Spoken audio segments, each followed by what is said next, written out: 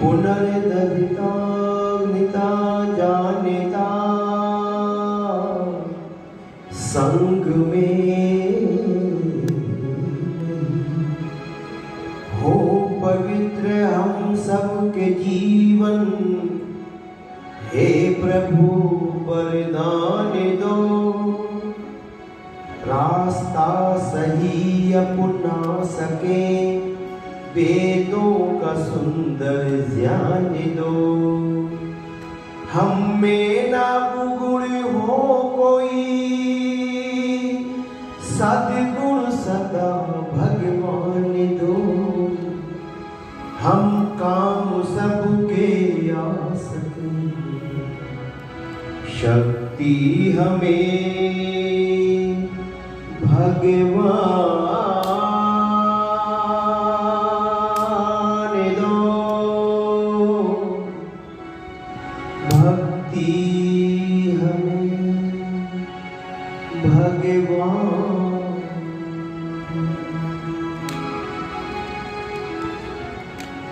एक झोली में फूल भरे हैं,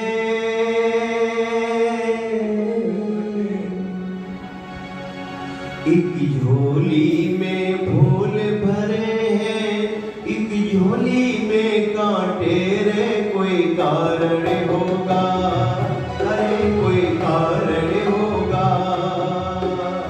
एक झोली में फूल भरे हैं, एक झोली में कांटे रे। कोई कारण होगा, अरे कोई कारण होगा।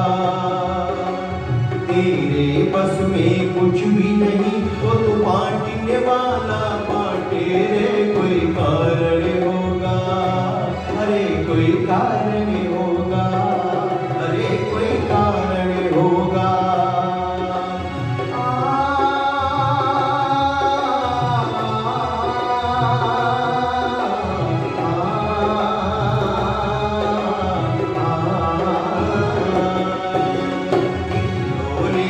फूल भरे हैं, एक झोली में कांटे रे। कोई कारण होगा, अरे कोई कारण होगा।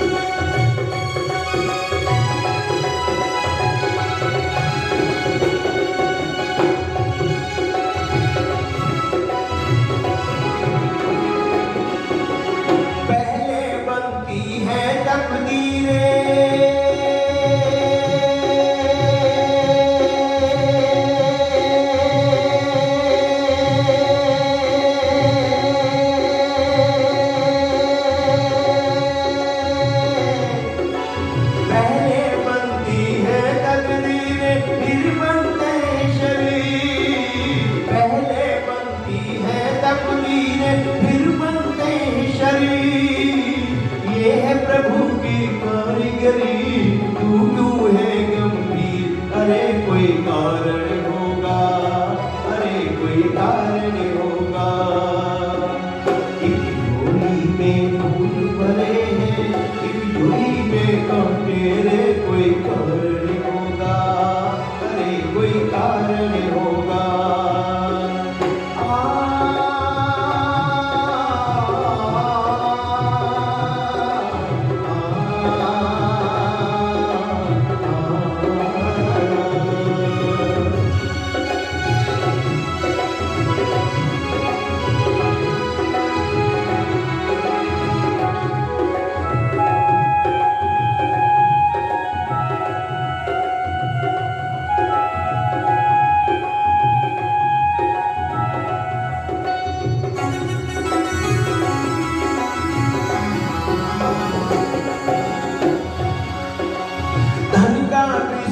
मिल जाए पर नींद उतर से न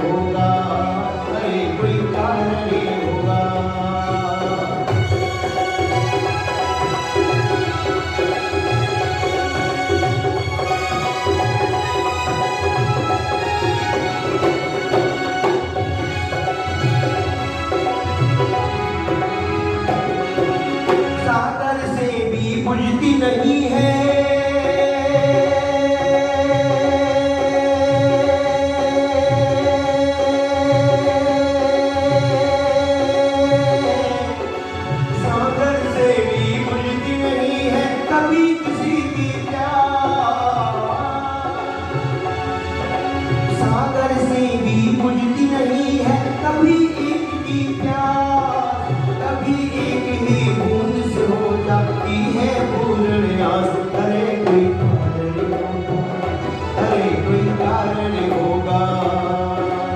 एक झोली में फूल भरे हैं, एक झोली में कांटे, रे कोई कारण होगा, अरे कोई कारण होगा, अरे कोई कारण होगा, अरे कोई कारण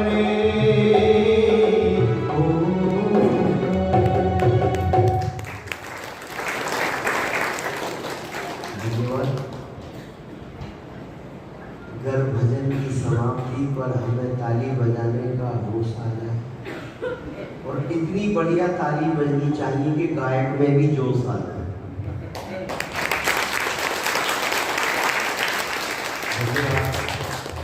क्योंकि फीकी ताली और फीकी खीर अच्छी नहीं लगती। आज हमारे पिता तुल प्रधान जी यहाँ गए तो बड़ी प्यारी इन्होंने रसमलाई, और मेरी माँ बैठी है। याद तो आएगी, मुझे रोना पड़ेगा जरूर रविवार को आपसे अलग। मैं एक अलग तरह का व्यक्ति हूँ, जिसको मैं हृदय से चाहता हूँ तो उसके लिए जान देने की हम पर तैयार हूँ। तो मेरे आत्मा को अच्छा लगता है, मैं उनका एक गुलाम के साथ हूँ। प्रधान जी और माँ का चेहरा मुस्कुराहट मुझे बहुत विचलित करेगी, लेकिन मैं नित्य यज्ञ करता हूँ, भगवान से प्रार्थना करूँगा कि इनकी जोड़ी हमेशा अच्छी बनी रहे, और बीच बीच कभी फोन करूँ तो इनका आशीर्वाद हमें मिलता है। इस समाज के माननीय प्रधान जी, मंत्री जी, कोषाध्यक्ष महोदय, समस्त अधिकारी वर्ग, किसी के मन में ये भाव नहीं रहे कि हमारा नाम छूट गया। वे सब जितने भी यहाँ पर हैं पदों पर, उन सबका धन्यवाद है। उम्मीदवार है उनका भी धन्यवाद है, जो पिछले भूतपूर्व में चले गए उनका भी धन्यवाद है। कई जगह मुझे मिलते हैं, बोले शास्त्री जी आपने हमारा नाम नहीं लिया, मैं यहाँ का उप मंत्री हूँ। मैं ध्यान में उतर गया, अगले दिन फिर आप फिर भूल गए, तो मैंने कहा आज मैं भरी सभा में कहूँगा हमारे उप मंत्री जी की बहुत हार्दिक इच्छा है, मैं इनका नाम सभा में। तो कहते नहीं भाभी ऐसे मत देना। तो फिर मैंने कहा आपको वो शुद्धा शुल्क देना पड़ेगा, नहीं तो मैं तो ऐसे ही बोलूँ। फिर हंसने लगे, फिर मेरे उनका नाम लिया। आप काम करिए, नाम अपने आप। इस कथा में आगरा से समागत आर्य जगत के बड़े सम्मानित विद्वान आदरणीय आचार्य हरिशंकर अभिमंत्री जी, इस समाज के बड़े सुयोग्य, समझदार, मिलनसार, व्यवहारिक और पवित्र और ईमानदार हमारे आचार्य श्री सूर्यदेव वेदांशु जी। मैंने उनके जीवन में देखा अपनापन, करुणा देखी, मिलनसार देखा, उनका जीवन और ईमानदारी देखी उनके जीवन में। कुछ चीज़ें नोट की जाती है जीवन में, वो हर जगह बड़े सफल नजर आए। उनके सुंदर तो भजन सुने, उनके साथ उनका परिवार या बैठी भक्ति शक्ति, श्रद्धामयी, मान शक्ति, पवित्र आत्माओं एवं सभी इस सत्संग में सम्मिलित हुए धर्म के अभिलाषी भक्त पुरुषों। एक झोली में फूल भरे हैं, एक झोली में कांटे, रे कोई कारण होगा। तो हम जितने लोग भी यहाँ बैठे हैं, हम सबकी झोली में कांटे तो नहीं हो सकते, फूल है। और उनको एक नाम सुमन से भी कहते हैं, जिनका सुंदर मन, सु माने अच्छा, मन माने। सत्संग हमारे मन को अच्छा करता है। सत्संग एक ज्ञान का सागर है जो मैले अंतःकरण को धो डालता है। जैसे मोबाइल की डिस्चार्ज बैटरी को चार्ज कर लेते हैं, पूरे दिन बात होती है। इसी तरह से हमारी आत्मा रूपी बैटरी भी इस सत्संग रूपी सत्संग में आकर के चार्ज हो जाती है और हमारे अंदर सोए संस्कार जागृत होते हैं, अच्छी भावनाएं समाहित होती हैं, कुछ करने की मन में तमन्ना पैदा होती है, कुछ करें। ये जिंदगी का मतलब क्या है? जिंदगी डेफिनेशन, परिभाषा क्या है? किसी ने बड़े प्यारे अंदाज में कहा कि एक दूसरे के मिलने को अभिनंदन कहते हैं, एक दूसरे के मिलने को अभिनंदन कहते हैं। किसी दुखिया के दर्द को दूर करने को अरे पूजा और बंधन कहते हैं। लिपटे रहते हैं जिस पर सदा ही भुजंग सब ना, लिपटे रहते हैं जिस पे सदा ही भुजंग, लेकिन कटने के बाद जो सबको देता है सुगंध उसी के नाम को तो चंदन कहते हैं। और ये सबको पता है इस दुनिया में लगभग 7 अरब लगभग कई लाख लोग हो गए, पहले 7 मिलियन। ये सबको पता है कि मरने के बाद ये कुछ नहीं जाता साथ, लेकिन दिन रात जिसमें फंसा रहे अरे उसी के नाम को तो बंधन कहते हैं। रुकने का नाम है मृत्यु, चलने के नाम को जीवन कहते हैं। ऐसे चलो तुम्हारे जीवन से पहचान, तुम्हारे जीवन से लोग प्रेरणा लें। पहले लोगों के जीवन बोला करते थे। चहुपति जी रेल में सफर कर रहे, एक बच्चा उनके साथ था, टिकट चेक किया। अगला दिन तो पहले इतनी सुविधाएं नहीं थी, ये हमारे पूज्य जन बैठे, इन्होंने उन रेलों का सफर किया होगा। उन कोयले वाले में तो हम भी बैठ लिए थे छोटे पे, फिर तो डीजल का अब तो वंदे भारत ट्रेन आ गई और कुछ लोग उसको तोड़ रहे, शीशे तोड़ रहे, उसके रेल लाइन पर पत्थर रख रहे, लोहा रख रहे, ये टूटे फटे, इसमें बैठे लोग वाले मरे हैं। इस देश में रह करके भी इस देश का अन्न खाते हैं, पानी पीते हैं, हवा लेते हैं, लेकिन उनके रक्त के अंदर गर्माहट और नमकपन है। नमक को सफल नहीं करते, उसे खराब कर देते हैं। उनमें अपनापन नहीं, जो इस तरह की सोच रखे लोग हैं। कई जगह घटनाएं होने से बची, लेकिन वो ट्रेनें थी जिनमें बहुत इस जैसी सुविधा नहीं। अगले दिन भी वही टीटी हुआ था। चहुपति जी ने कहा मेरा टिकट आपने कल चेक किया? तो बोले हाँ आराम से करिए सर। बोले नहीं, आज आप हमारे बेटे का आधा टिकट बना। टीटी ने कहा आप जीवन में पहले व्यक्ति मिले, नहीं तो लोग तो 6 साल को कह देंगे तो 3 ही साल का। उस समय मुंडी नीचे कर दी है, झुके रहते, बच्चे को नीचे झुकाते, और बच्चा कहता मम्मी क्या कर रहे हैं, तुमने तो मेरा 6ठा जन्मदिन तो परसों ही मनाया था। बोले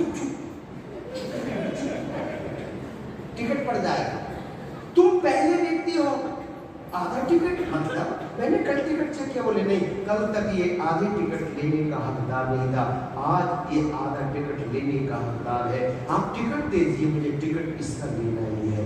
टीटी मना करे और ये चहुपति जी करें तो उसने कहा अच्छा आपका परिचय क्या है, आप किस विभाग के व्यक्ति हैं?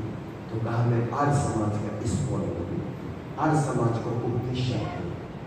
उस टीटी ने हाथ जोड़कर के कहा जिस संस्था का ऐसा उपदेशक है और वो संस्था कितनी पावन होगी, उसकी विचारधारा कितनी अच्छी होगी, उसके नियम सिद्धांत कितने अच्छे होंगे। और फिर पूछते इस संस्था का निर्माण किसने किया, स्थापना की किसने की? तो चहुपति में उनका नाम था महर्षि दयानंद। वो इतना प्रभावित हुआ कि आर्य समाज के साथ जुड़कर वो रेल में तो सर्विस की, पर उसने आर्य समाज का बहुत बड़ा काम किया। पहले लोगों के जीवन बोला करते थे। गुरुकुल कांगड़ी का उत्सव चल रहा था, जा रहे थे लोग, वो पुरानी जगह गुरुकुल था गंगा के उस पार। अब तो इधर बिल्डिंग बन गई, एक गुरुकुल और बना खड़ा है, उसकी बिल्डिंग अभी भी खड़ी है, जहाँ प्रथम बार स्वामी श्रद्धानंद ने गुरुकुल शुरू किया था। लोग जा रहे थे, नदी गंगा पार कर रहे, बस सामान सर पे रखा। एक सेठ पति पत्नी वो भी हरिद्वार आए थे, उन्होंने कहा बड़ी भीड़ जा रही है, कोई थैला बगल में, कोई सर पे, कोई कंधे पे, कोई सामान जा रहे, उत्साह के साथ जा रहे हैं, उत्सव देखने जा रहे हैं। उन्होंने कहा आप लोग जा कहाँ रहे हो? उन्हें कथा चल रही है, सत्संग चल रहा है, महायज्ञ चल रहा है। कहा कि गुरुकुल में बस ये गंगा पार करनी पड़ेगी, पानी ज्यादा नहीं है, बस कमर तक। तो बोले हम भी जा सकते? बोले हाँ, पति पत्नी दोनों चले।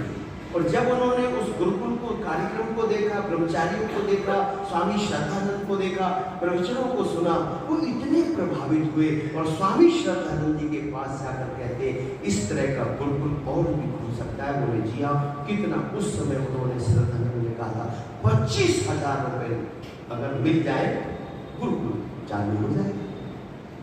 तो उन्होंने कहा कि हम देंगे। उन पति पत्नी ने अपनी जो जमीन थी, संपत्ति घर को बेच दिया और कहा अब आप गुरुकुल कहीं स्थापित करो। और वो गुरुकुल स्थापित हुआ कुरुक्षेत्र के अंदर, जिसके गवर्नर देवव्रत जी रहे और हमारे प्रधान जी का उनके साथ बड़ी आत्मीयता है, काफ़ी फोन उनके पास उनके आते रहते हैं। वो गुरुकुल कुरुक्षेत्र का स्थापित हुआ और आज वो गुरुकुल बहुत अच्छे तरीके से चल रहा है। पहले जीवन बोला करते थे, आज समाज में आने से एक सोच बिखरी थी, एक विचारधारा बिखरी थी। ना दुनिया में कोई ठग सकता, ना बहका सकता, ना गुमराह कर सकता। और ना आज समाज में आया हुआ व्यक्ति, जो आज समाज में व्यक्ति आता है, श्रद्धा से आता है, भाव और भावना से आता है, दिल से आता है, वो कभी जीवन में आत्महत्या नहीं कर सकता। मैंने पहले 1 लाख का इनाम बोला था। कोई सच्चा आर्य समाजी आत्महत्या करके मरा हो, मुझे उसका एड्रेस दीजिए, मैं 1 लाख रुपए दूंगा। मेरे पास नहीं, मैं प्रधान जी से उधार ले लूंगा, पर 1 लाख का इनाम दूंगा। पर आज तक कोई लेने नहीं आया। जिसने आज समाज और दयानंद सत्याप्रकाश को पढ़ लिया, जिसने व्यवहार भानु को पढ़ लिया, वो आत्महत्या करेगा क्या? नहीं। ऋषियान लिखते व्यवहार भानु में विद्या की परिभाषा करते हुए, विद्या स्वावलंबी बनाती है, विद्या जीवन को सुखमय बनाती है, विद्या जीवन को आनंदित करती है और विद्या पृथ्वी से लेकर परमात्मा तक का यथार्थ ज्ञान कराती है। आज पढ़े लिखे लोग, डिग्रियां इतनी हैं, टाई लगी है, पहले टाई अनपढ़ नहीं लगा सकता था, पोस्ट ग्रेजुएट व्यक्ति गले में टाई लगा था। आज डिग्री लेने वाला 10 डिग्रियां हैं, पर वो अनपढ़ व्यक्ति को हाथ दिखाते आपने भी देखा और मैंने भी देखा। इतनी डिग्री है, काय का पढ़ा लिखा? महाराज देखो वो दर्जा 3 ही पास है और इसकी किस्मत बता रहा है। ये लगा साक्षर है पर विद्यावान नहीं है। विद्यावान तो स्वावलंबी होता है, आत्मविश्वासी होता है। इसलिए सोच, ये विचारधारा आज समाज में आने से बहुत कुछ मिलता है। जो लोग कहते हैं हम सब जानते हैं, भूल करते हैं। आज समाज में आओ, पता नहीं कौन सी बात कब मिल जाए और वक्ता कौन सी बात कब बोल जाए, क्योंकि इसका नाम क्या है? खोपड़ी। मैंने कहा खोपड़ी क्यों कहते हैं? जिसमें हजारों बातें खोई पड़ी हो, उसका नाम क्या है? जोर से बोलो, खोपड़ी। इसमें कोई पड़ी रहती है। हमारे आचार्य हरिशंकर जी पता नहीं कौन सी बात बोलते, मेरे मस्त कब आ जाए, मैं कभी कभी ताज्जुब कर जाता, ऐसा अच्छा बोल दिया। इसलिए सत्संग में आने से क्या मिलता है, आज समाज में जुड़ने से क्या मिलता है? गीत बड़ा प्यारा याद है।